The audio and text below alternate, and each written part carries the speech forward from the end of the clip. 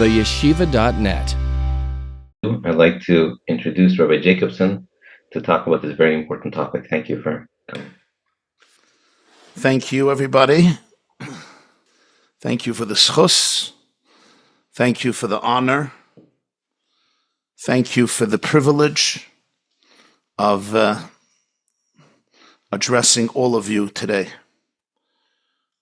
I know that we have hundreds of people listening, and many more will probably watch or listen later. And I'm really very grateful for this privilege and opportunity, and to talk about something so important, and for this organization, Avnei Chen, for all of your tireless efforts and dedication and love for our brothers and sisters in your community and across Eretz Yisrael, and all those you impact directly and indirectly. And V'hi noyam Hashem Elokeinu aleinu umasi yadeinu kainenu aleinu, as Moshe says, Yehi ratzon shetishru shechina b'maisi yadeichem. May the Shechina dwell in the work of your hands, so that you should be able to continue to grow and be successful and be ambassadors of true healing and recovery and hope and love and expansive redemptive consciousness, and with harchavas hadas and menuchas hanefesh v'haguf.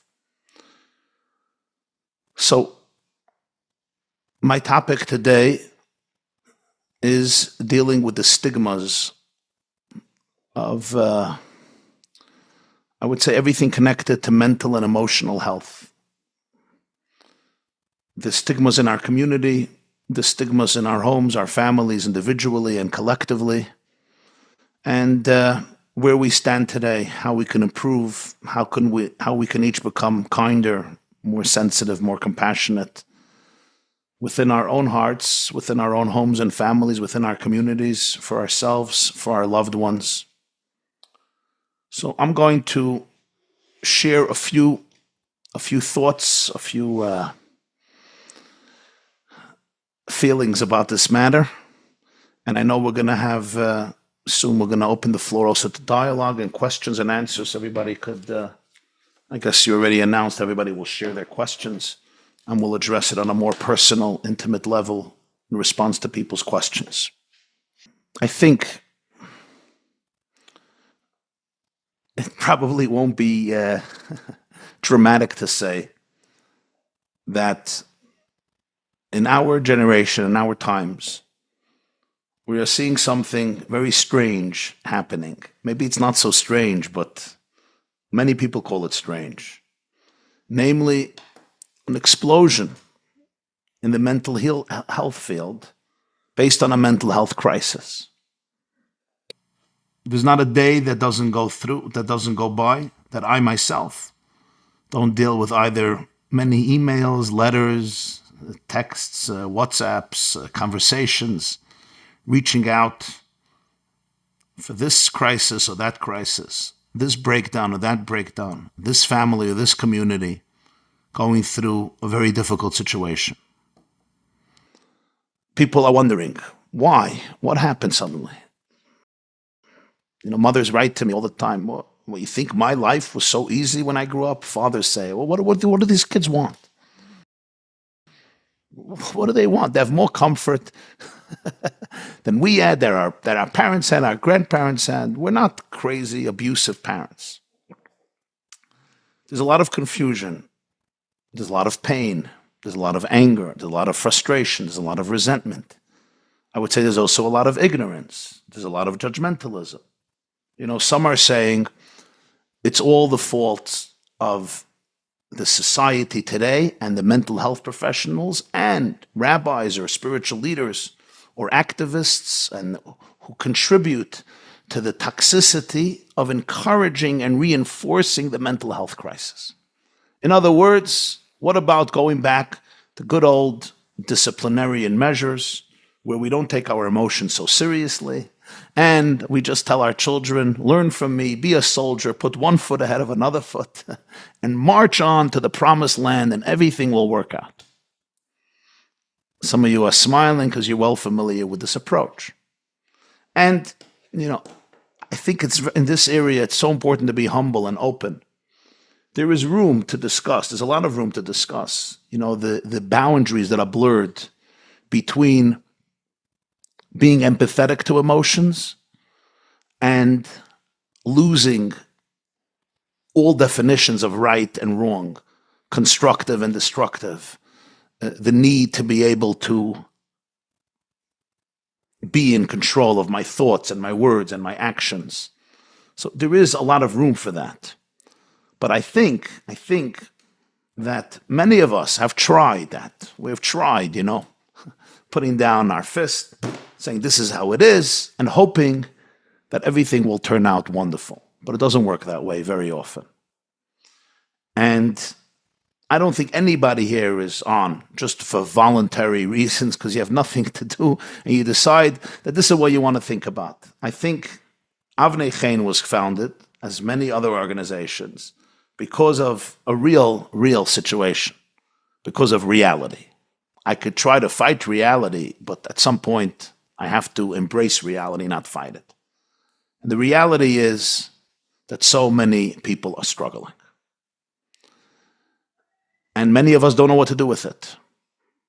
And I want to discuss a few issues with this. The first element has to do with shame, stigma. This is a big one. Shame and stigma is based on the idea that we have developed a culture, and I'm going to be saying this with God's grace without any judgment, because the judgment is on me just like anybody else. It's not about judgment. This is really about identifying truth in a compassionate and humble way. But we often grow up in cultures and communities, and I'm talking about all different types of communities and all different types of cultures, even within the Jewish world and within the Jewish Orthodox world and within the Jewish ultra-Orthodox world. And I know that the demographics are very, very diverse, and that's wonderful. So this is not about one community or one movement or one group. This is really about a general trend that affects us all. And that is that we like to feel that nacha, success, means that we create perfect families, or at least close to perfect families. As I always say, we want to hatch them, match them, and dispatch them. Give birth, put them on the conveyor belt of a Jewish education, right? 3 years later is an upshernish, a few years later is a bar mitzvah, bas mitzvah. A few years later, hopefully you can walk them down to the chuppah and ask them to give nachas with the new generation coming, and now you become a zayd and a baba. I'm saying this, of course, a little bit to tongue-in-cheek and humor, but you get the point. And sometimes it works that way. Those kids who follow the trajectory of our systems, and they do it well, and they do indeed bring us a lot of joy and happiness, and it's very special and it's very beautiful. And just because a child likes the system and works through the system, we shouldn't discriminate against them and not give them all their needs, right? Afal pi shaloi chata is oich Yisraelu. And even a kid who's not driving you meshuga deserves all the attention and all the attachment and all the empathy like every other child who is driving you a little crazy. So we have to remember that. Very, very important not to neglect that child who's just waking up in the morning and going to yeshiva and going to school just because he or she has not rebelled. But the fact remains that so many of the youth are not in that. They're not following that path. And whatever the reason may be, there may be mental challenges, emotional challenges, spiritual challenges, social challenges, psychological challenges, challenges within the house, challenges within themselves, challenges that come from their nature, challenges that come from nurture, challenges that are connected with parenting, challenges that are maybe connected to epigenetics, things we have inherited through generations before us, and maybe a combination of so many factors. And it's all coming together now in a very, very intense, and I think an unprecedented, at least from what I know, very unprecedented, and certainly in terms of the quantity and also in terms of the quality. And the shame and the stigma becomes so profound, You're embarrassing the family. And what are the shadchanim going to say? And what if I can't get my other daughters into the right seminary? And what if I can't get my sons into the right yeshiva? And generally, what are my neighbors going to think about us? And what do my parents think about us, the grandparents, and my uncles and aunts? And next week we have a chasen and a shabbat and a mitzvah. And is she going to come? Is he going to come? Is he not going to come? And generally, if we start talking about all these things, like, we have a crazy family, like we have mental illness in our family, We have depression in our family. We have psychosis in our family. We have bipolar in our family. We have schizophrenia in our family. We have acute depression in our family. We have a lot of anxiety in our family. We have somebody who, chas v'shalom, tried to do the worst in our family, all in our family. And I'm like, I'm a prominent guy in my community in Israel, you know. I've been learning in Kollel, I don't know, for 23 years. I'm considered a Talmud Chacham, and my wife is like a tzaddikus, and you know, the biggest balas chesed in the whole neighborhood. And I'm just giving one example, but there are millions and millions of examples. You get the point.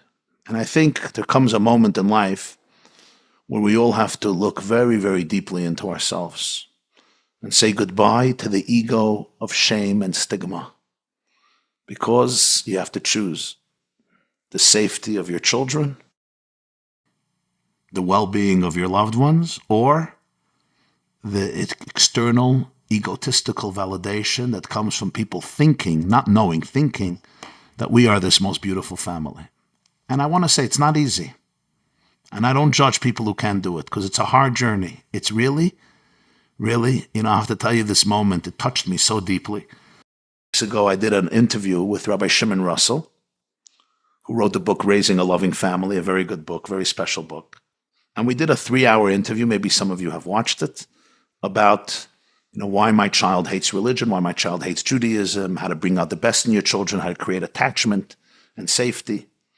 And he shared a very, very personal experience. It touched me so deeply. He was in Lakewood. He lived in Lakewood for more than 30 years, learned in Kollel, became a therapist there. Classic, you know, Gateshead graduate, Lakewood, feine, I would say, Litvische, Kollel, Ben Torah, Talmud Chacham, younger man, following through, you know, the Lakewood system, Torah and more Torah and Yiras Shamayim, you know, Torah and fear of heaven, and a Jewish religious household on the most optimal level. And Baruch Hashem, God blessed him and his wife with 8 children. And as he put it, 6 of them,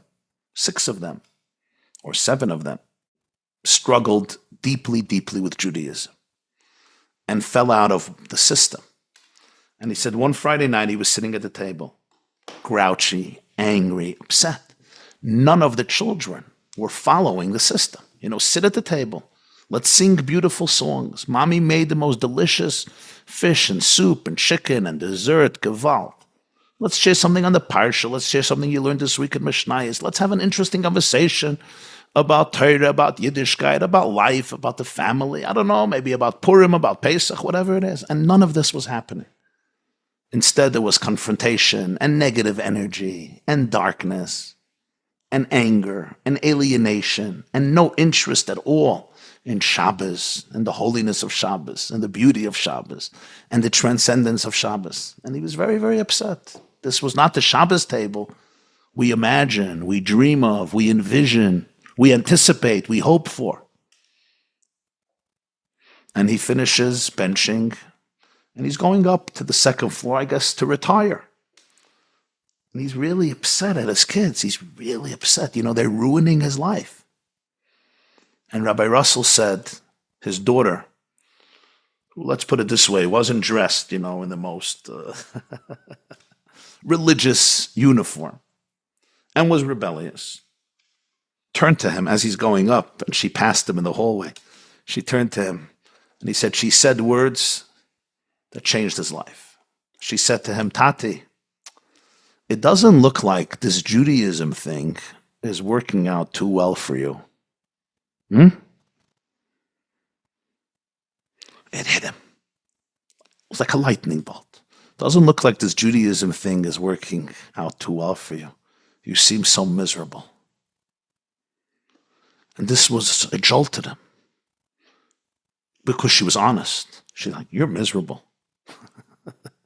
You're a miserable person. And at that moment, he said he had to make a choice, and he transformed his life. From being a slave to the society around him, you know what happened? He became a servant of God. It's a shift that happens deep in your heart, deep in your soul. Nobody has to see it, but you know it and heaven knows it. It's a very deep shift. It's ask not what my children can do for me. I ask what I can do for my children. It's not only what Hashem can do for me, it's what I can do for Hashem. It's to quote Mordechai's words to Esther Hamalka. Mi yoideya im le'eis kazois higat lamalchus. Esther was rebelling against Mordechai's message. Esther was defiant for good reason. It's not that she was always a defiant person. She was not. I don't know if she had, oppositional disorder or oppositional defiant disorder, ODD. But Esther said, Mordechai, your suggestion doesn't make sense. You want me to go into a king, to my husband, without permission. He hasn't been interested in me for 30 days. You walk in without permission. You come out with a head shorter. For what? Maybe I can rescue a people that I am now estranged from. I'll remain in the palace. Hopefully I'll stay alive. But if I go in, everybody dies. There is a very, very deep resistance in Esther's words. But Mordechai says something, and it persuades her to go. And after everything he says, don't think you're going to be saved. If you don't do anything and you're passive, we will be saved anyway. You and your father's house will be lost. But then he says, who knows if this is not the reason you were chosen as the queen, as the first lady of the Persian Empire? What's the meaning? Who knows? Like maybe, yeah, maybe not. You should say, I know, we know. Divine providence has brought you here for this moment. And one of the profound explanations is Mordechai was answering a very deep question. Esther was like, how did I end up in this mess? I'm a regular Jewish girl, valedictorian of Beis Yaakov, or valedictorian of Bnei Sion, of Beis Ruchel, of Beis Chana, of Bruya, of Shulamit, of Neve, I don't know, whatever school. I'm a great girl. I had a future building a beautiful Jewish home with a beautiful Shabbos table, with a Yom Tov, with a Purim. This was before Purim. With a Pesach, with a Shavuos, with a Sukkot. How did I end up with this alcoholic, with this drunkard who killed his first wife, Vashti, a Persian monarch who's not Jewish? Why? How? And Mordechai says, Mi yoideya. Some things transcend das. They transcend knowledge. Mi yoideyim leis malchus was not a statement of ambivalence and doubt. It was a statement of ad lo yoda. Some things transcend our intellectual ability to grasp them and control them. Your mission in life is beyond what I or even you can really understand intellectually. Don't try to mathematically make sense of, it makes sense based on the trajectory of my life that I ended up in the palace. Some things are what we say in the morning, Ashenu matov chalkenu umanoyim goyrolenu. What is goyrolenu? Our lot, our goyrol. What is a goyrol? A goyrol seems random. Why did you win the goyrol and I lost the goyrol? Why did this goat get chosen to go here and this goat there? It's a goyrol. It's a lot. It's like a random mistake. But we know it's not random. It comes from a place that's higher than our logic and intellect, because logic and intellect are also creations. This is what Mordechai was telling Esther. That's why Purim is called Pur. Pur means the goyrol, lot, just like Yom Kippur. Yom HaKippurim. Yom Kippur is like Purim, because Purim was also the lot. Everyone has a different journey. One goat goes here, one goat goes there. How do you know exactly what your mission is? How do you know what is right and what's wrong? How do you know what a perfect family looks like? How do you know what a perfect Shabbos table or Seder of Pesach looks like? How do you know what a beautiful home looks like? I don't. You know what I do know? I do know this. It's not a mistake that these are my children. Hashem has given these children to me. He didn't make a mistake. It means that these parents are best equipped to be able to be the most powerful force of healing for these children and for themselves. It's not a mistake. You say, yeah, but why am I dealing with this? And why is my neighbor not dealing with this? And why does my sister have it so easy? And why does my brother have it so easy? And why is my sister making her 14th wedding, I don't know, and within Chves? And I'm still struggling with so much. I don't know. But one thing I do know, and that is I have to stop asking what everybody is going to do for me to make me look good and say, this is really not about my ego. Now it's time to tune into my soul's calling, my soul's mission. Ma Hashem Elokecha shoyel me'imach. What does God want from you? And it's not what he wants from me. It's not what he wants from you and from you. Is this something I can always grasp and understand exactly the meaning and the purpose and how it's going to work out? No. It's a state of miyadeya ad lo yada. But these are the moments that open our hearts to infinity. They allow us not to be stuck in arrogance or narcissism or shallowness or superficiality or egotism. This is the moments when we actually become free. We are liberated. We become emancipated because I'm not here to impress anybody. I'm not a people's pleaser anymore. I'm not here to look good to you or to you or to you. I'm not about that. It becomes a moment of authenticity, and therefore it becomes a moment of vulnerability. My dearest friends, these are choices we each have to make. Are you going to live from a place of authenticity and vulnerability, or am I going to live from a place of cover-ups and arrogance? Not because I'm an arrogant person who wants to live in cover-ups, but simply those are my coping mechanisms. Those are my survival skills. I get it. I don't want to be vulnerable. I want to be respected. I want to have a stand. I want to be chashav. You want to be, I get it. I understand. I want my kids to look like they're playing the part. They can get dressed up once a year. My kids are dressed up all year like Purim, but maybe Purim is the only real day. Other days of the year, we think those are the normal days. Purim is like, the strange day, Adalayada, right? The other days of the year, we know who everybody is. I know who you are. You know who I am. I have control. I have a schedule. Everything is planned. And Purim is the day, where chaos reigns. Maybe it's the other way around. All the other days, we're dressing up, trying to make believe we know who everybody is and that we're in control. Purim is the authentic day. Adalayada, give it up. Let it go. The freedom of letting go for real. I don't have to control anybody. I could relinquish control. I don't have to play God. I'm not God. I'm a channel for Hashem. When you let go of the need to be God and you can be a channel for God, you're a free person. You know why? Because you have all the power without all the responsibility. Listen to what I'm telling you. You have all the power without all the responsibility. You have all the power because you're Hashem's shliach. Shluchai shel Adam k'maisa. The messenger carries and possesses the properties of the one who sent him. Shluchai shel Adam k'maisa. You are a shliach of Hashem for these people. You are their father, you are their mother, you're a brother, you're a sister, you're a relative, you're a friend, you're a therapist, you're a teacher, you're a mentor, you're a guide, you're a Rabbi, whatever it is. And you are a shliach for yourself, for your own soul. And as a result of that, I have the divine power that I need to be able to show up. But I don't have to take responsibility. It's not personal. It's not personal. And that's how we let go of stigmas. We need open conversations. And let me try to be honest with you. I think I'm trying to be honest the whole time. I feel that sometimes so many of our conversations in our communities are so saturated with cover-ups, with inauthenticity. People are sick of it. You will have to choose which team you're going to be in. Are you going to be from those who help us find a solution, or those who continue to wallow, kvetching and sighing about how terrible all of our youth are and how spoiled we are and narcissistic and confused, and all these parents who are enabling these meshugana kids to go crazy? They themselves are just completely confused. You're going to be part of the problem, or you're going to be part of the solution. We want authentic conversation. We want real conversation. There's nothing as liberating as being authentic and vulnerable. You know why? I don't have to carry the burden of trying to protect my vulnerability, trying to protect my humanness, trying to be what I am not.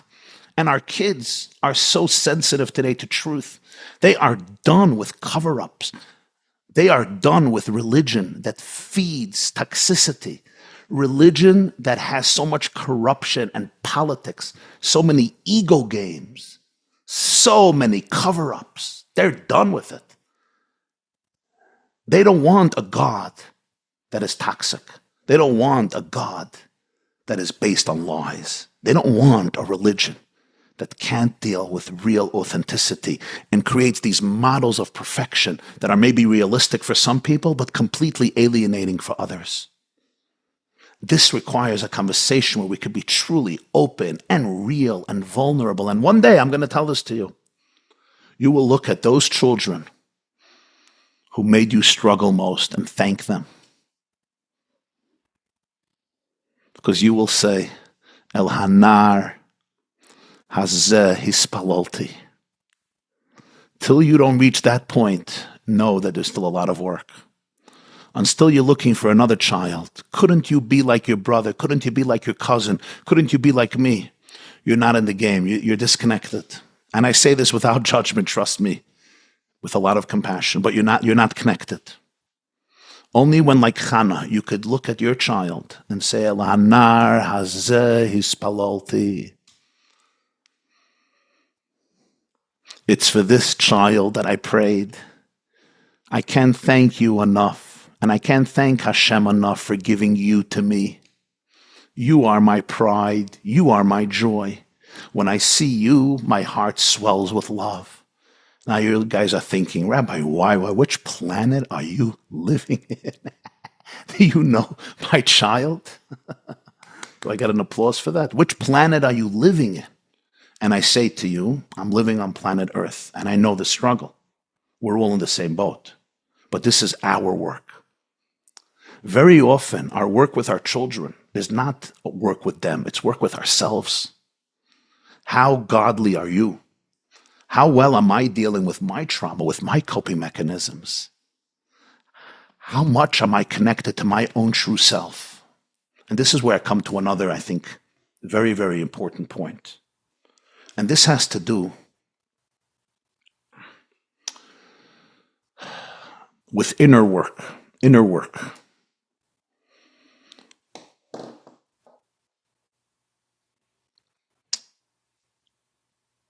When we are watching in our communities, in our children, in ourselves, you may be listening and you're going through these struggles. What is the most difficult thing that happens? The most difficult thing that happens is that it's very, very easy to project our problems on others, to blame others, or to get very angry and resentful and lose the plot. And this is where we need to learn how to regulate ourselves. The real work of being there for people who are struggling is, do we know how to truly, truly be aligned in ourselves? Because all I can give you is me. I can't give you anything else. All I can give you is my authenticity, my blood, my heart, my soul, my truth, my light. I can't give you anything else. I can't control you. I don't want to control you. I can't manipulate you. I don't want to manipulate you. I can't exploit you. I could, but I don't want to. I also can't. At the end of the day, it'll come back to haunt me. But I don't want to. What I want to give you is I want to give you my truth. I want to give you my neshama. I want to give you my soul. For this, I have to have a relationship with my soul. So let's talk about parents and children for a moment, or teachers and students, educators and disciples. Whatever the relationship, parents and children are obviously the most intense and intimate relationship in terms of connection. But this is true about all relationships, husbands and wives. When my child is behaving a certain way or going down a certain path, and I'm being very, very triggered, and I'm now living in a place of despair or guilt or shame or fear or a lot of anger and resentment or so much anxiety, the real work here is not to change my child. The real work here is to change me, to change myself. This is where I and you, we all need to develop tools, find tools to be able to make our soul our best friend, to be able to find calmness inside of ourselves, to be able to deal with our own mental challenges, our own inner struggles. And here's the truth. We all develop coping mechanisms at a very, very young age, and those coping mechanisms help us survive. But many of those coping mechanisms become terrible distractions as we get older. They may undermine our marriages. They may undermine our relationships with our children. Most importantly, they undermine our relationships with our own truth.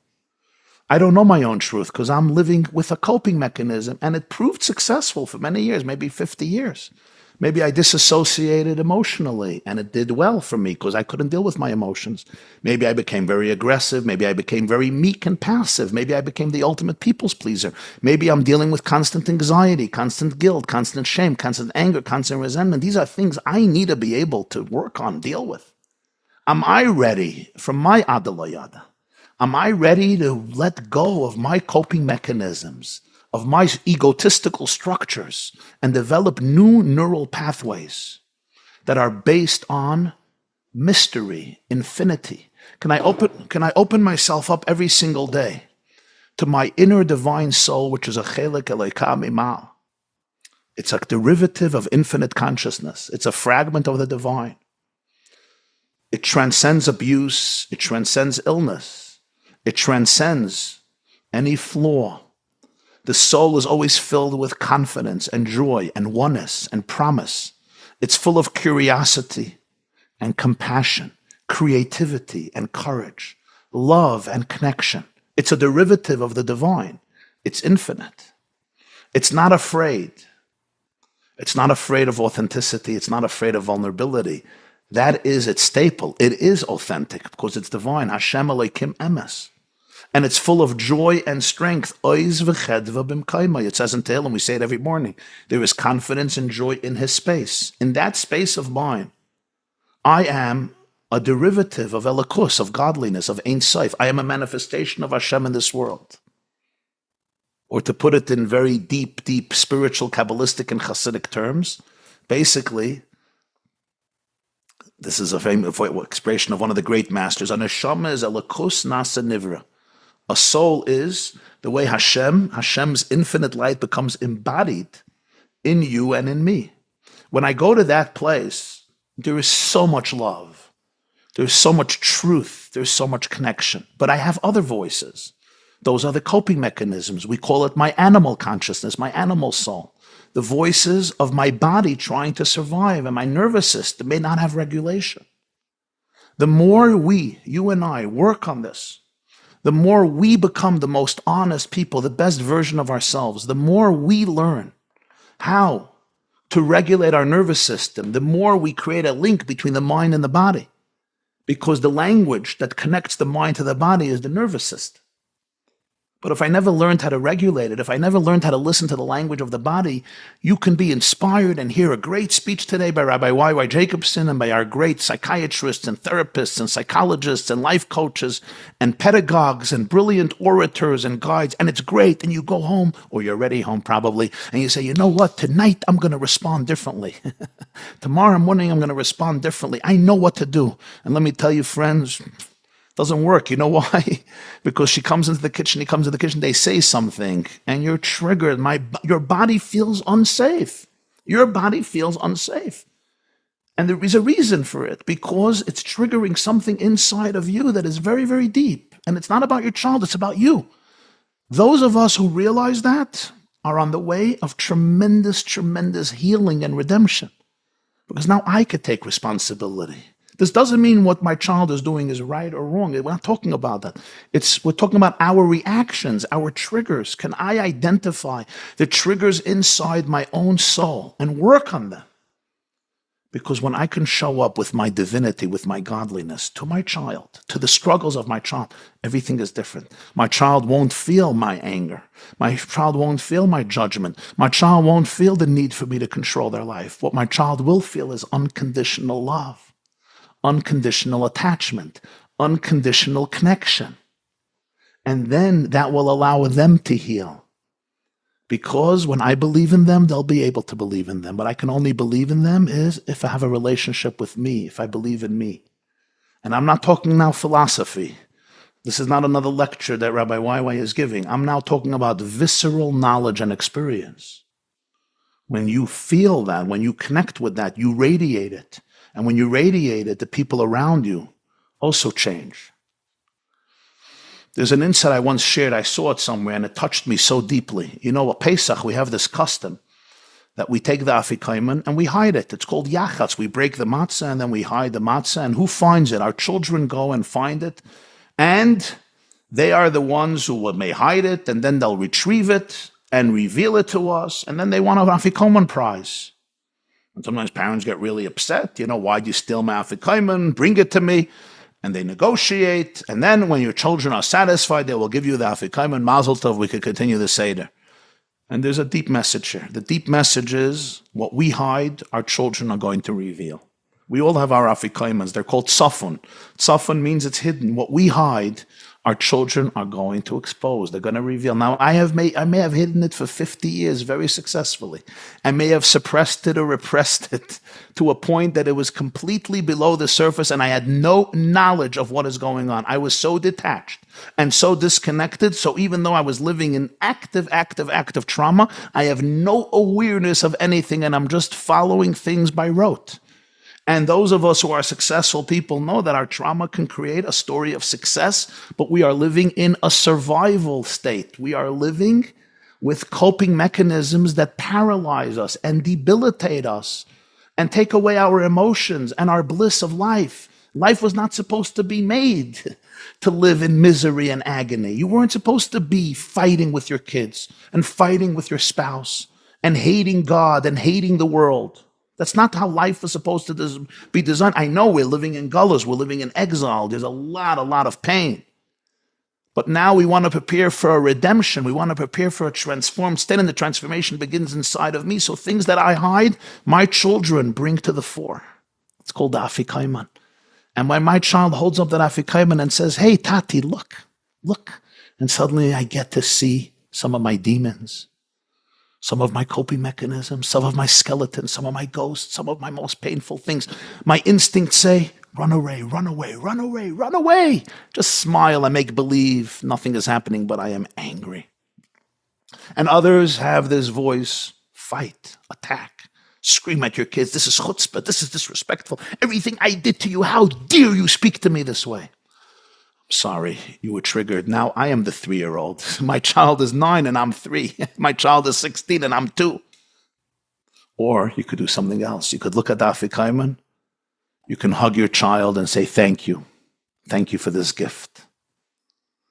Come, let's continue the Seder. And now we could both say together, L'shana haba b'Yerushalayim. Next year, this year in Yerushalayim. In other words, we can together go and celebrate our redemption, because I didn't run away from my afikaiman. I embraced my afikaiman. And let me just tell you, it's not always easy. There are voices in our animal consciousness in our body that are very, very scared. Remember, and here is a truth about life. It says in Sfarim that marriage is a second birth, meaning the soul comes into the body once, and then when we get married, it's like the soul reborn again in this relationship with your spouse. The other day in a shir, I explained what that means, at least one of the aspects of what I think it means. And that is, every neshama comes down to this world with a special mission, with a special tikkun. Everyone has a light to bring to the world. Every one of us. The Mishnah says, everyone is supposed to say, for me the world was created. It's not a narcissistic statement. It's the supreme Jewish perspective on life. There is something at stake in the universe that only you and you and you and you and me can fix and repair. And no one else before you or living after you will ever be able to do this. This is your mission that is exclusive to you. And every single one of us has that. And that includes fixing things and repairing things and confronting things and subduing darkness and transforming darkness. And it's based on your mission, that you have your parents and your circumstances and your mental challenges. This is not a mistake. It's not a tragedy. It's a journey. I don't understand it. You don't understand it. We don't have to understand it. Let me tell you something. The deepest things in life, we can't understand. We don't have to understand. We don't want to understand. I'm going to say it again because this is precious. I heard it from the Rebbe. The deepest things in life, we can't understand, we don't have to understand, we don't want to understand.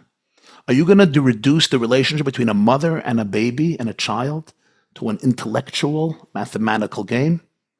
Oh, yeah, I'm responsible for the baby because legally there's no other guardian and I'm the guardian. If I'm responsible, if I'm going to nurse you in the middle of the night. It's true, but it's much beyond that.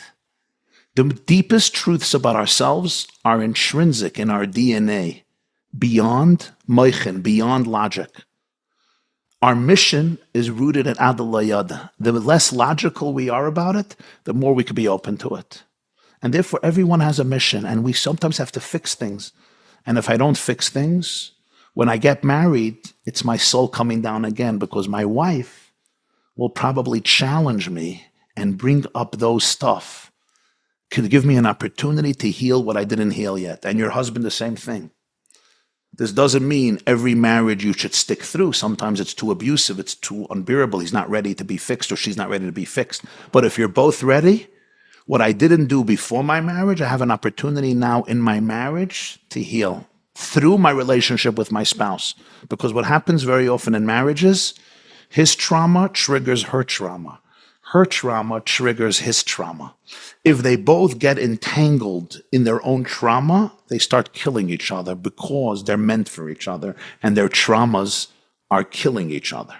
But if her trauma triggers his empathy and his trauma triggers her empathy, now their souls connect and together they can help each other confront their own traumas. That's an incredible opportunity. This is what makes marriages blissful, my friends. Now, sometimes we don't do it in our marriages. So God gives us a third opportunity. It's called our children. Our children will trigger all of our traumas. I guarantee you. I get an applause for that too, by the way. Our children will trigger all of our traumas. If not number one, number two.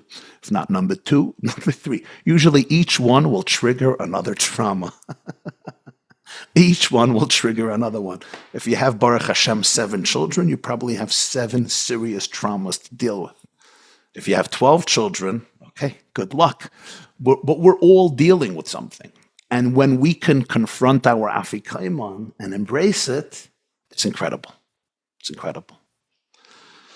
I'm going to tell you something else, my friends. I have another 10 minutes, and I'm going to go to questions. I want to tell you really 2 things. One is a personal experience that gives me a lot of strength.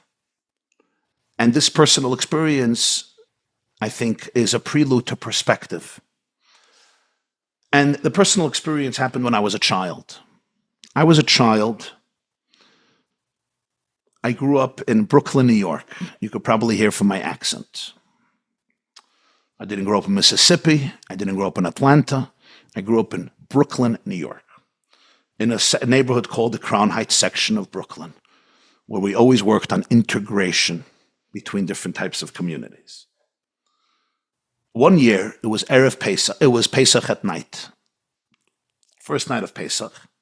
The Lubavitcher Rebbe, who lived in the neighborhood, would give matzah after Ma'ariv to a few people, his secretaries, people who worked in his office, people who worked in his home, helped out with helped out in the house, people who helped out his brother-in-law, just people close in the office, in the Chabad headquarters.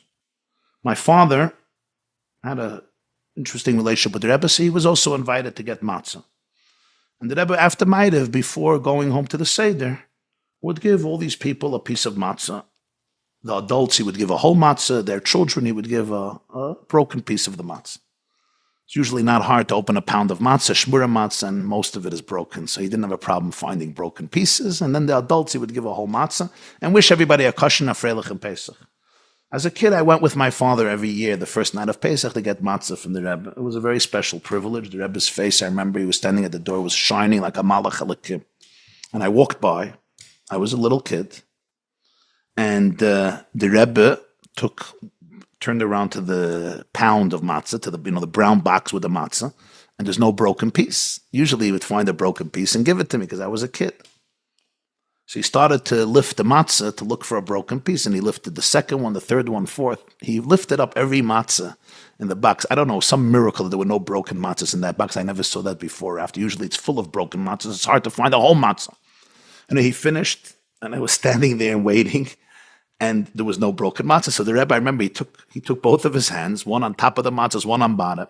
He held them, with subtlety, and then he turned over the whole pile of matzah upside down, and again he started to look through. So it was literally from bottom up now, because he turned it on and started to look through again, looking for a broken piece. At this point, I have to be honest and confess, I was thinking to myself, Lubavitcher Rebbe, nothing will happen if you give me a whole matzah, I promise you. If you don't tell, I don't tell. Just give me a whole matzah. Let's call it a night. I'm waiting there. It looked like eternity. It was very special to be in his holy presence, but It was like getting a little like, just give me a whole matzah. What's going to happen? A kid is going to get a whole matzah. What do you think I'm going to do? Sell it on eBay? I didn't say anything. I was just standing. The Rebbe finished the pile again. There was no broken matzah. I saw that he was hesitating to break the matzah. I understood. He didn't want to break a matzah. I get it. It's not yachatz. He didn't. And he started to walk away to go look for another box of matzah to find a broken piece of matzah to get me. And on the way, as he started to step away, I don't know what he was thinking, but it looked like he decided not to when he came back. And I think a little begrudgingly, or so it seemed to me, the eyes of a little kid, he took the matzah, I think the second one, and he broke it. And he gave me the broken piece, and he said, "Akasher and Afreilich Pesach." I didn't think about the story. I didn't even remember it. Years and years later, the story came back to me. I was sitting and dealing. One night, an email came to me. Such a broken situation, such brokenness, such suffering, such anguish. And a part of me, I guess, felt so overwhelmed and so distraught and so confused. I didn't understand what is happening, why is this happening, and how am I falling into this parsha? Like, what am I supposed to do here? Do I have any knowledge or wisdom that can really help the situation? It was just very, very painful and very difficult to deal with. And one story and another story. I get quite many letters from people of all demographics with horrendous stories. Horrendous stories of abuse, of dysfunctionality, of difficult challenges and situations, especially in the field of mental health. And it's hard. And the story came to me. And I had this visual feeling. Why would the Rebbe not give me a whole matzah? What's the big deal? I was a kid, okay. So one part of me said maybe this was a blessing to find my second half and to know that I'm not whole. I still have to find my second half. And it was a special blessing because indeed God has blessed me with a second half that is beyond what anyone can ask for. L'arichas yamav v'shanim tovos. But then I thought there's also something else. Maybe the Rebbe felt that part of my journey would be talking and meeting people with a lot of brokenness. And in his own inimitable way, he was telling me, Yosef Yitzchak, don't be afraid of brokenness. Don't be afraid of the broken matzahs around you. Don't be afraid. Don't duck. Don't shrink. Don't evade your gaze. Don't close your eyes. Don't become apathetic and indifferent. Don't become cynical and cold. Don't become detached and judgmental. Instead, when you learn to embrace the broken matzah in your own heart, you'll be able to embrace broken matzahs in other hearts. Here is a broken matzah, and remember that yachatz, the ultimate mitzvah of matzah, we do on the broken matzah, on the prusa lechem oini. Because redemption happens when we are ready to face all of our broken places. Redemption happens when you and I could look at adversity, stare at adversity in the eyes, and not be afraid. Where I could look at my adversity and instead of experiencing the shame and the guilt and the overwhelming anxiety, I can hear all those voices of guilt and shame and fear with compassion, but not back off from looking at my adversity, as dark as the devil may seem, and it may feel like it's swallowing me up alive. And I want to run to China. I want to run to Antarctica. I want to disassociate. There's a lion in the room. I cannot confront all these lions. There's more than one lion sometimes. And the Rebbe said, don't be afraid of the broken matzah. Behind your brokenness, you will find your wholeness. Under the brokenness, you will always find infinite light. It is such intense light that it couldn't be revealed in any other form, but only through this brokenness. And if you can hold on to this broken matzah and show other people how they can hold on to the broken matzah, we'll be able to say, L'shana haba b'Yerushalayim. And this is what I've tried to be. This is what I try to do. I try to do it with myself. It's not always easy. And I try to do this with loved ones and try to do it with people I come into contact. And it's what I'm sharing with you today. There's a lot of brokenness. There's a lot of pain. But let me tell you something. Behind every broken matzah, there is the promise of redemption. And there's a reason for this. Nothing in the world, not nature and not nurture, not genetics, and not even what happens in the utero, not epigenetics, and not all of the circumstances and events and experiences we go through in life, even when we're talking about bullying, even when we're talking about sexual abuse, even when we're talking about emotional neglect, even when we're talking about all forms of emotional pain and anguish, things I'm articulating and things I'm not articulating because either I can't or because I don't know. But deeper than all of this stands the soul of every single one of our children and every single one of our brothers and sisters and us, ourselves, you and you and you, which is a chelek eloka mimal mamash. It's a derivative of divine infinite consciousness. We are ultimately infinite consciousness having a finite experience. Yes, I can get swallowed up into that finite and sometimes painful experience. But our work is with compassion and empathy and support to always find the avnei chen, to always find those cherished gems, those pearls, those diamonds, glittering divine diamonds at the core of every single heart that are always, always intact. Nothing can destroy them. Nothing can even tarnish them and compromise them.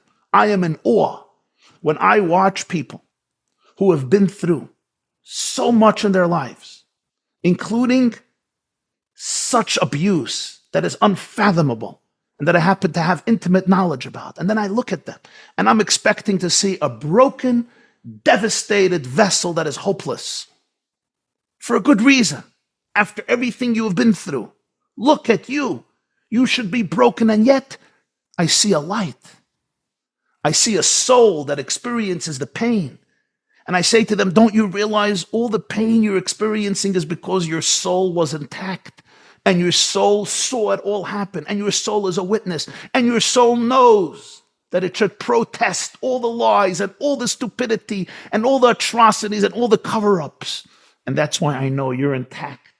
It's the greatest proof of the divine core at the heart of each and every one of us. If we were really just random mutations, susceptible to forces outside of us, then those of us who experienced hardship and abuse should be broken, hopeless vessels.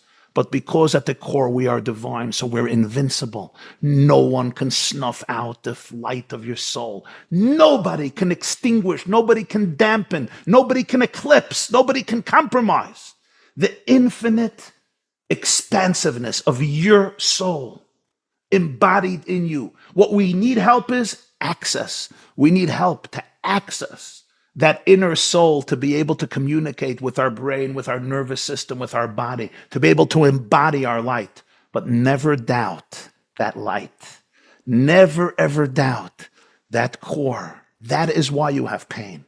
That is why you know what happened. That is why you know how wrong it is what happened. That is the sign that that sense of truthfulness inside of you, nobody can ever take away. Believe in it. Hold on to it. Embrace it, because it's much more powerful than everything that's broken in us. And don't be afraid of the broken places inside of you and inside of others. Let's support each other. Let's hold each other's hands. Let's cry on each other's shoulders, because then we'll also be able to laugh on each other's shoulders and dance to the end of love. Thank you.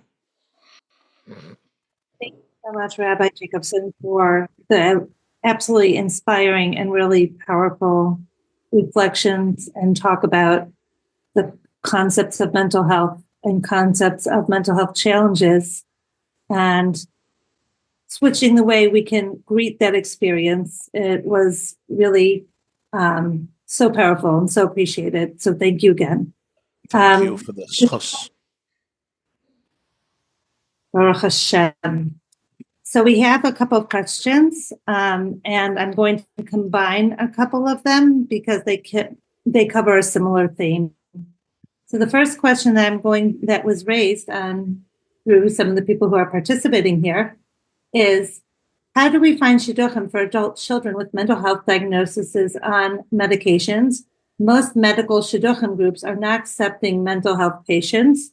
And concurrently, there was an individual themselves that said that they are single and have a diagnosis of bipolar and would like to get married very much, and are really struggling with navigating the shidduch system.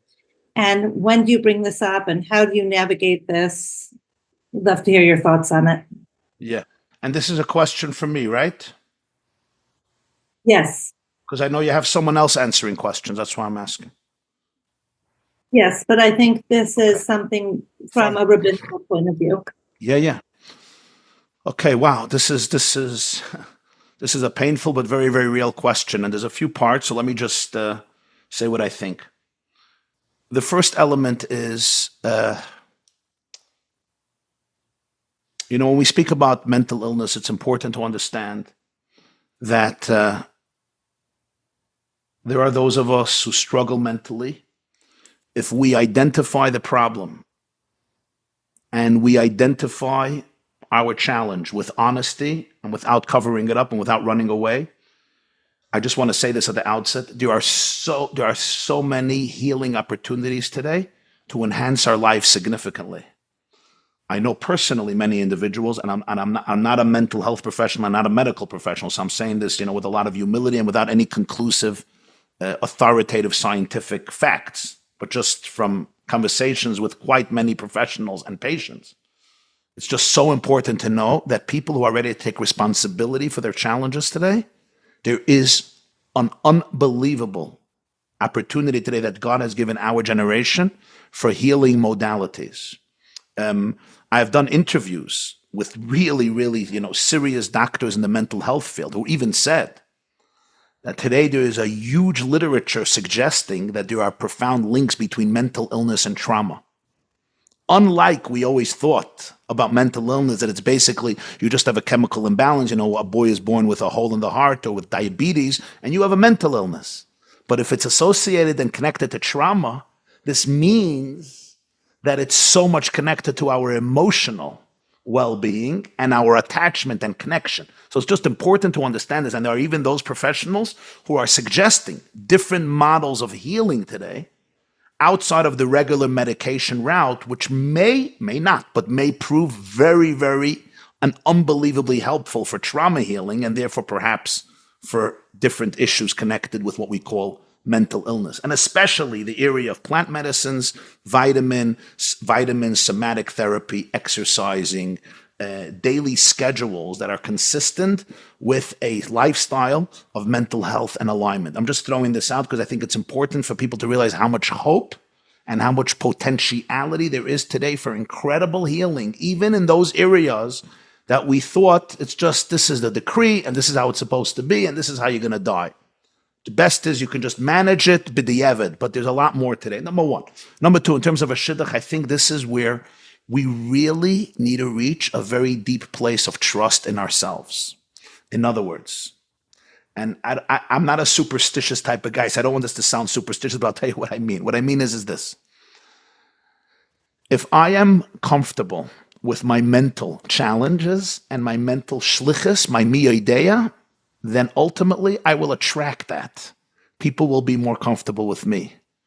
And therefore, I will find hopefully, I can hope much more to find the right person for me. In other words, if you can really accept yourself, other people will accept you as well. Obviously, you have to find the right shidduch.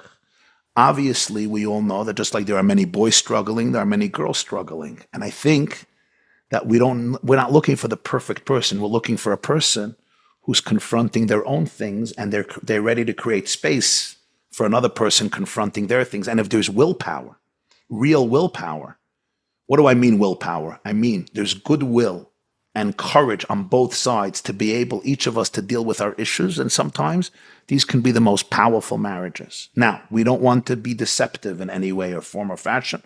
I was at a Nefesh conference. Nefesh is like a group of religious psychologist, and Reb David Cohen Shlita, he was one of the prominent Rabbanim in America. Reb David Cohen was there, and they asked him this question, and he said that he feels that at the around the fourth date, That's when people should be having these conversations about serious mental challenges, because he feels sometimes the first 3 times it wouldn't be fear because there's no chemistry at all. It's just like you have a problem, okay, next. And afterwards, it's not fair because sometimes people invest a lot and they may not be ready for this. But he felt that after a few dates where there's enough connection that you really see the qualities of this person, then a person should say, this is what I'm dealing with. This is what I'm struggling with. And then the other person could make a decision. But I'm going to say again, I think the real deepest issue is there has to be a lot of trust. If God made me and he's invested in me and he gave me my soul and he gave me my body, my challenges are not a source of shame. My challenges are a source of pride because this is my mission. Esther wasn't ashamed that she was busy with a non-Jew in the palace doing what he wanted because Miyodea, this was her mission. Each of us was sent down a certain path. If this is my path, I'm not ashamed of it. I will accept it. I will embrace it. I'm not going to deal with stigmas. And you know what? You're going to attract people who are like-minded. You're going to attract people who are also honest and also authentic. Let's remember, a lot of people in our community are struggling. Shh, hush, hush, hush, hush, hush. Not our family, but it's all a joke. It's a lie. Everybody's struggling. There's mental illness everywhere. There are serious challenges every year. Trust me, I know what's going on a little bit because I have a little access and people are open with me because they don't have to sign their names in their emails. We're all struggling. We're all challenged. So when you're comfortable with it, you will attract people who are authentic and honest and with a lot of faith and a lot of trust and a lot of inner self-love and acceptance. With God's grace, you'll find the right person. And if we're both committed to the path of healing, you can have an unbelievable relationship. But you have to take responsibility for your challenges and not throw it under the rug. Thank you so much. Next question is for Dr. Uri Wolf. And the question is this: how does society view mental and physical health differently? And do you think the two should be addressed in the same manner? Why or why not? And the second part of the question is, should there be any caution when sharing that information with an employer the same way you would maybe share physical information? That's an excellent question. Mental health and physical health are very similar, but also very different. So, I think, in many ways, you can look at mental health like physical difficulties.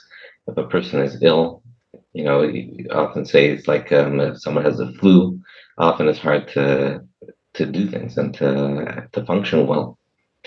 People with mental illness often find themselves in the same position where it's difficult to manage and to function.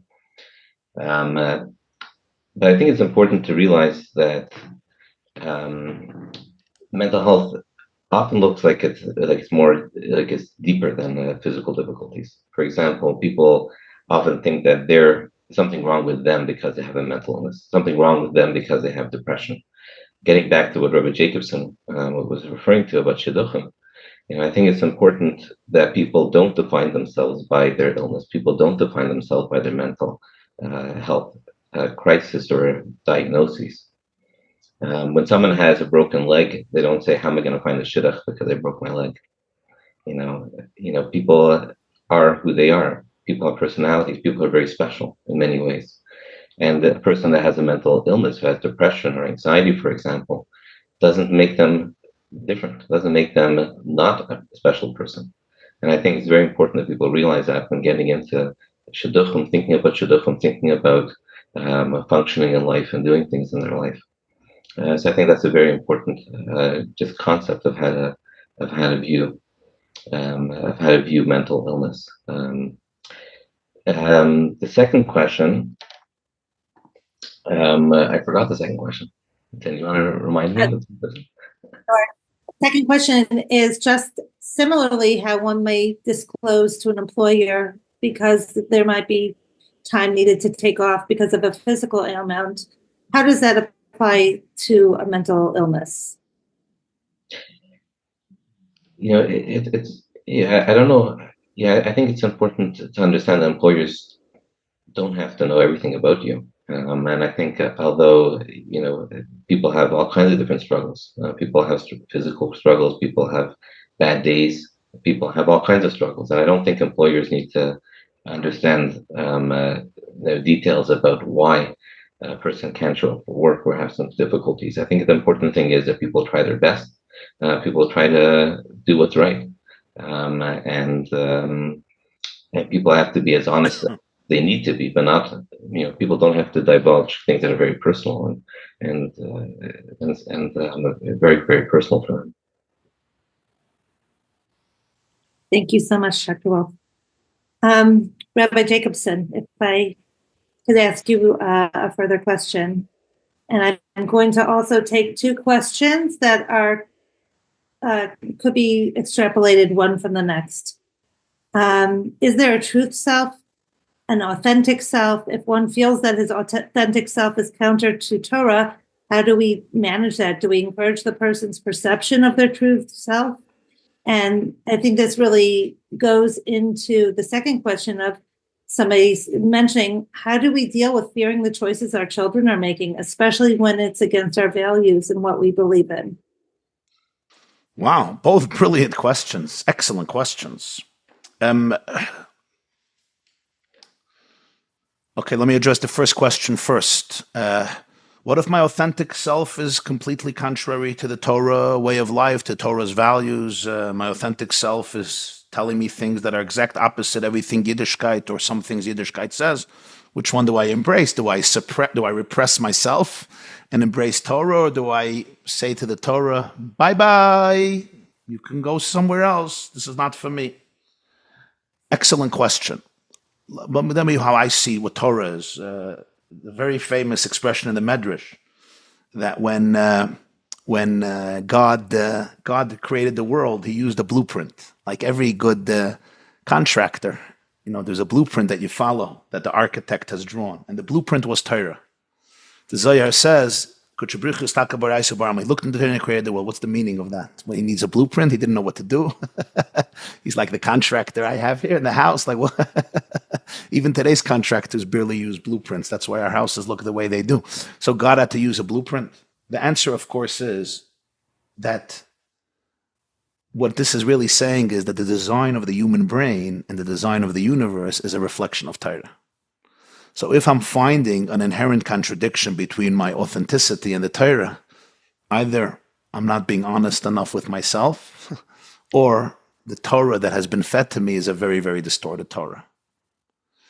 In other words, when we find I think this is one of the most important core ideas of the Jewish mystical tradition of Kabbalah and Hasidus. Like there's a whole Sefer Tanya that's based on this core. If you know your authentic self is a reflection of the ultimate divine consciousness, which means, in simple words, that the authentic self is filled with infinite love and attachment and connection. The core of the self is full of holiness and authenticity. And all of Torah is basically trying to cultivate a life of authenticity and love and holiness and attachment. I may be living with a distorted version of Judaism. That's true. And you know what? I may need to be able to detox. One of the most devastating things I heard from a young man was he told me he can't keep Shabbos because he was sexually abused in shul every Friday night, because on Shabbos, the shul was empty. Everybody went home. And that's when the predator used the unique energy of Shabbos to do the unthinkable. So he says, for me, Shabbos is Gehenna. It's abuse. So, yeah, for him, Shabbos equals devastation, emotional murder. And we have to respect that with compassion. We must respect it with compassion. But is that what Shabbos is? The whole idea of Shabbos is the exact opposite. Shabbos is the time that we detox from technology and we bond with our spouses and our children and ourselves in the most intimate way for 26 hours. That is Shabbos. So I think it's extremely important to understand this. If Judaism is in defiance with your authentic self, I will maintain, at least this is my deep conviction, and I think with some life experience as well, and a feeling for what pain looks like, I would say patience and compassion find out more about who you really are, and find out more about what Judaism really, really is. And I'm not saying that there's no mitzvah that may be difficult for me at the moment, but ultimately every mitzvah in Judaism is here to flex the muscles of our soul, never to destroy our authenticity. If you could find me a mitzvah that destroys people's authenticity, I will tell you, either you don't understand the mitzvah, you don't understand yourself. And if we're teaching such mitzvahs, then we need a lot of help. And we're distorting Judaism. This brings us to the second question. Your children may be making choices that are very, very painful for you. And there is a need to grieve and to cry. But here's the deal. Very often, much of these choices, they're drifting away from their parents, has to do with a very, very deep pain and trauma inside themselves. Okay? I'm just going to give one very simple example that doesn't prove true about every case, but just one example, an illustration that is very authentic for many situations. If my child or me, I went through 10 years in school and I was not a success story. I saw myself as a loser. Not because the teachers or principals were abusive, they were not. But because I looked at myself, I compared myself with the 5 top kids in the class, and I felt like a loser. So for 10 years, this relationship with my school has caused me intense pain and an intense feeling that I am not good enough. I am worthless. When I get older, I may want to disassociate from this source of pain. And anything connected with school, with Torah, with God, who put me into this system, causes me a tremendous sense of inner anguish. The worst thing my parents can do is scream at me, rebuke me, shame me further, which only means I will go further away from Yiddishkeit. They're intensifying the trauma that Judaism caused me. And this is not blaming anybody. This is just understanding, diagnosing the pain. What the parents can do best for this child is become closer, become more attached. This starts healing the wounds of the child. The child says, my from father is not on the team that's causing me so much pain. He's actually causing me delight. So I have a problem. My from father puts on tefillin. He davens, he learns. Hey, I thought Judaism is the source of trauma and abuse. So now there's cognitive dissonance. My father is so loving. My mother is so loving. What's going on here? And you know what? This is the beginning of healing. So when your children are making bad choices and destructive choices, be very, very careful not to damage the attachment, not to damage the relationship. It's the relationship that is usually the remedy. The relationship is the tool for healing. That connection is more powerful than anything else. Don't let go of that connection. Don't. Abandoning that connection is abandoning the future of your child, God forbid. It's painful. You need a support system. You need to get rid of your ego. You need to have a good marriage. And you need to be able to have compassion for all the voices inside of you that have been struggling.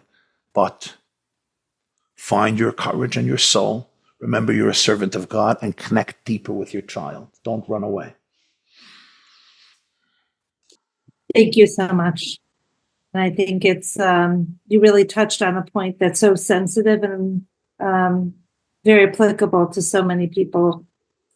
And it's hard because we think if we scream at them and we just tell them, you don't do this in this house. In this house, you wear a kippah. In this house, you get dressed with tznius. You think your 17-year-old daughter doesn't know how you dress in your house. You think your son doesn't know what your values are. They've been in your house for 15 years. They know everything. They've heard this lecture 20,000 times. They know everything. It's not an issue of knowledge. This is an issue of inner pain. And the greatest remedy for pain is attachment. Now, I know this is hard. It's difficult, especially with other kids. This is one of those mi ideas. What's my mission? But everyone is dealing with this today. I mean, I can't say everyone, but this enormous amount of families, perfect families, beautiful families, best families in Israel, best families in Bet Shemesh, Amat Bet Shemesh, Beitar Illit, and Bnei Brak, and even Meir Sharim, and even Batei Ungarin. And Muncie and Lakewood and Borough Park and Williamsburg and Monroe and Quinnites and Golders Green and Stamford Hill and everywhere else in the world. So welcome to the club. And now it's time to open our hearts and not to make decisions from anger and resentment and ego or insecurity, but make decisions based on really, really what these children need more than anything else. And I'm also going to say, get advice from people who are experienced with these children. Do not get advice from people who don't have a lot of experience with these children, because they might mean well, but they might give you horrific advice. I really appreciate that perspective, because very often in crisis, people are really looking in every direction, and whatever sometimes the most accessible and available might not be the most effective. And as you're saying, could even be destructive. I have one quick question. If we could just really, this would be a 1 to 2 minute answer, because we need to wrap up, but I think it really touches on the core of Avnei Chaim's mission, because Avnei Chaim, when we work with families, it's not only for the individual who is going through the mental health crisis. We really look at the whole family and the whole family system, and the whole family, that nobody exists in a vacuum. And so the final question for Rabbi Jacobson would be, what else can or should our communities be doing to help those who are suffering with mental health challenges, or even their families? What could we do more and better as a community to create a cohesive support system? Excellent. I would say 3 things that we can all do immediately. First of all, it's teachers, parents, educators, principals educating themselves about this, educating themselves in a very, very serious way, understanding the struggles of what people go through.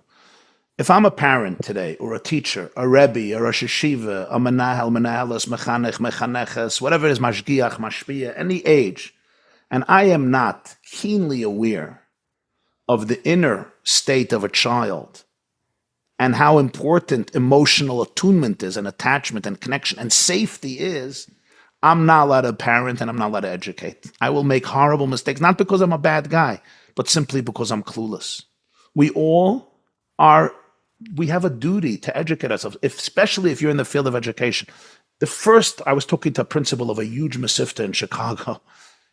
He's there for more than a few decades, and he told me an epiphany that he had, and I was grateful to hear this epiphany, but this is such a foundation. Every boy who walks into your classroom, every girl who walks into your classroom and walks into your house, the prerequisite is safety, safety, safety, safety. Are they feeling safe? If they feel safe emotionally and physically, they can be regulated. If they can be regulated, they can absorb things with their prefrontal cortex, not with their amygdala. If they can absorb things with their prefrontal cortex, they can grow to become healthy human beings and beautiful people and Jews. If they are sitting in my shul, in my beis medrash, in my seminary, my school, in my cheder, my Talmud Torah, my bet sefer, my tichon, whatever it is, and they're not feeling safety, they're feeling judged, they're defensive, the principal is about to punish them, the teacher is angry today, there's no education. All the education is skin deep and superficial. So we owe it to ourselves. Just like I have to know the curriculum, just like I have to prepare the Gemara I'm teaching, the Chumash I'm teaching, the Mishnayos I'm teaching, the grammar, the math, the biology, the science, whatever it is, Lahavdil I'm teaching. Before all that, prepare something else. Will every kid feel safe in my classroom? Will every child feel safe in my house? That is a different skill set. That's not IQ, that's EQ. But it's equally important, and between you and me, it's much more important than academics, much more important. I mean, academics are important. We cherish academics. We're the people of the book. But emotional safety is more important. If you give me a choice, my kid could go through 8 years of elementary school and feel emotionally safe, even if the learning, won't be at the highest level. Or the learning will be on the highest level, but they will be emotionally unsafe. I know what I'm going to choose. Of course, I want both. I'm a Jew. I want the cake. I want to eat it too. But we all know what we have. I think that's number one. I think number two, this is very, very important, is our ability to have conversations in a free and open way to create support systems. Parents shouldn't feel alone. Parents feel so alone. There's nobody to talk to. Who am I going to talk to? Another person who's going to think, oh, this is the crazy family. Oh, I wonder what mashagas is happening over there. Why are their kids so sick? If that's happening, there's no support. We all need to get rid of the stigma. Everyone, trust me, everybody is dealing with something today. I'm laughing. It's not funny. My point is we're all struggling. I'm struggling. You're struggling. We need to be vulnerable and authentic. If we could talk about it, create an environment of safety. Mothers can talk to each other. Fathers can talk to each other. Siblings can talk. I think creating support systems. We have support systems for cancer patients. We have support systems for other physical illnesses. And it's amazing, all the bikur chaydim, when it comes to mental illness, there's so much silence. There's so much stigma. And I understand why. I'm not judging it. There's a lot of shame here, a lot of embarrassment. But so many people are struggling. We don't have to be embarrassed from each other. So let's create those groups. Every community should have such groups. Groups where people could meet. They could be Zoom. They could be WhatsApps. There could be conversations. Those would be references. Professionals. I found an amazing doctor in England. I found somebody who microdoses with an amazing remedy or a vitamin. It's helpful also to have the pressure on one person to find all the help in the world and to get that one doctor who's an encyclopedia. It's very rare. It's very, very rare. But with a support system, you can also get different perspectives. It would be so helpful to people. The third thing I think we can do, and this has to do with, I think very much of us, I think with what we do individually, I think what we can each do with ourselves is be able to reach a deeper place of acceptance. A deeper place of acceptance is stop fighting your child. Stop fighting the state of being of your child. Embrace it. Because the more we fight it, I think, the more we don't allow healing to happen. It's like, I'm going to make my kid normal. I'm going to make you fit in. You don't fit in. You don't fit in. There is neurodiversity here. You're neurodivergent. I'm also neurodivergent, if you haven't realized. You're neurodivergent. The question is what we do with our diversity. Can we make space for it? Can we trust it? Can we believe that God has a mission for us? Or we're just the losers of society, the dregs of society? The more I can accept other people with real dignity and grace, I can make a space of safety for them. When I create a space of safety for them, there is much more opportunity for healing. I would say even that many mental challenges at the core is a lack of safety. It's a trauma that caused me to go crazy in order to be able to survive. If me, your father, your mother, your therapist, your friend, cannot be afraid of your outbursts and stay there with you in that space without judgment and without me going crazy, we can sometimes recreate those same initial challenges that caused the trauma and help the person confront them with more ease and dignity. That's why our sages say that real tshuva is going back to the same place, the same time, the same woman, oise makam, oise zman, oise isha, and redoing it differently. Keboile kachpolte. So I can take you back to that space of chaos and show you we can be here with you and hold hands. That is so healing. So this has to do with a very internal work that I think we are challenged today to do. And that is really go to a place of a very, very deep, calm acceptance that comes from empowerment and strength. This class is brought to you by theyeshiva.net. Please help us continue the classes. Make even a small contribution at www.theyeshiva.net/donate.